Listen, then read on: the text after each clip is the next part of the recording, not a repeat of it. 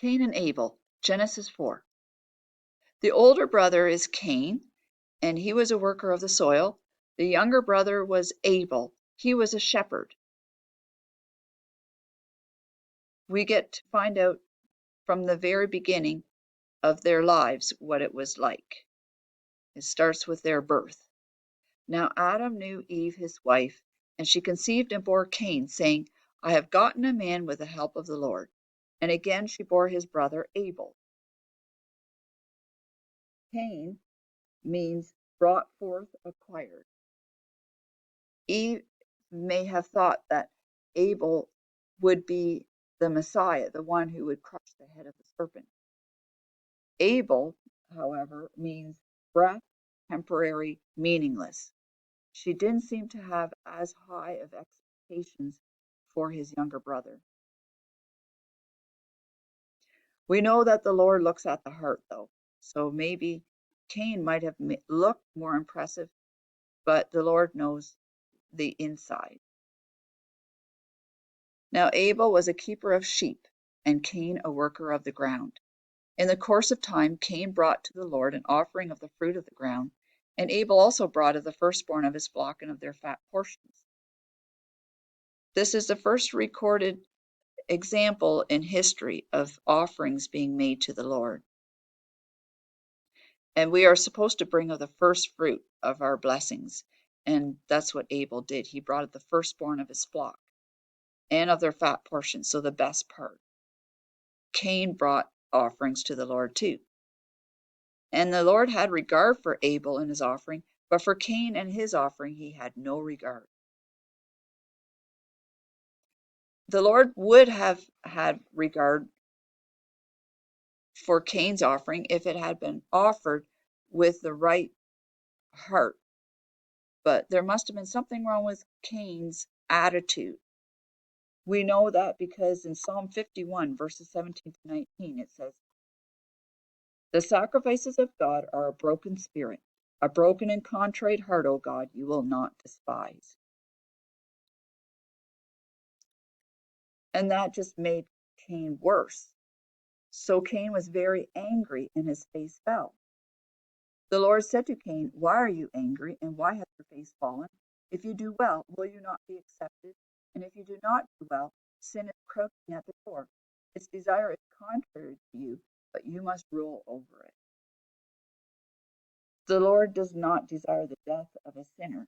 And that's why, even though Cain should have been punished already, or could have been punished, the Lord was merciful and patient and took the time to warn him. And we too have to be warned by this, because rather than feed our sinful hearts with hatred and evil thoughts, we have to shut our door to all of those kind of evils. And instead, we have to pray to the Lord for his Holy Spirit to help us in the fight against sin. Cain did not take that warning to heart clearly, because Cain spoke to Abel, his brother. Maybe he was inviting him to go out with him to the field. And when they were in the field, Cain rose up against his brother Abel and killed him. So already, so soon after the fall in the Garden of Eden, we have this terrible murder. Then the Lord said to Cain, Where is Abel your brother? He said, I do not know. Am I my brother's keeper? The Lord had asked him this question so that Cain could admit what he had done. Instead, Cain lied, and he said he didn't know, and he also denied any responsibility for taking care of his brother. And the Lord said, What have you done? The voice of your brother's blood is crying to me from the ground, and now you are cursed from the ground, which has opened its mouth to receive your brother's blood from your hand. When you work the ground, it shall no longer yield to you its strength. You shall be a fugitive and a wanderer on the earth. Cain might have enjoyed being a farmer before, but now the land was not going to be blessed with his efforts. He would not receive anything from it, it was going to not yield its strength. It was not going to be productive. Instead of being a farmer, he would have to be a fugitive and a wanderer on the earth. And this did not make Cain repent. Instead, he was just worried about his own safety. He complained to the Lord. Cain said to the Lord, "My punishment is greater than I can bear. Behold, you have driven me today away from the ground, and from your face I shall be hidden. I shall be a fugitive and a wanderer on the earth, and whoever finds me will kill me."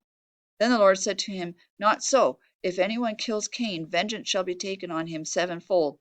And the Lord put a mark on Cain, lest any who found him should attack him.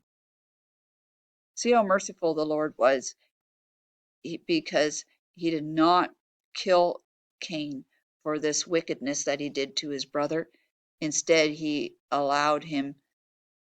protected him with a mark.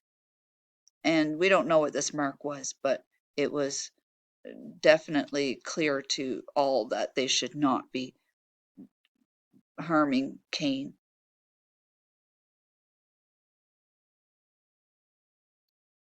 Then Cain went away from the presence of the Lord and settled in the land of Nod, east of Eden. The Lord had put enmity between the seed of the woman and the seed of the serpent, but Cain wanders away from the seed of the woman. He goes far away into a land that's called Nod, which actually means wandering. The Lord was giving him all of this extra time to repent. And if he had, the Lord would certainly accept a broken and contrite heart. We don't know if at the very end of his life he did repent, because the Bible doesn't say what the end of his life was like. However, we know that his descendants, the seventh from Adam, he was Lamech, and he actually married 2 wives, and he was a very boastful man. Enoch also had a city built called Enoch, named after his first son, and some of his descendants were the father of those who play the lyre and pipe, and also some of his descendants made instruments of bronze and iron.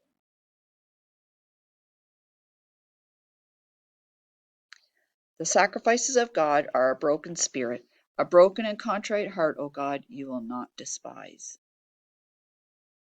And we should use all the opportunities the Lord gives us to repent and not be stubborn like Cain was.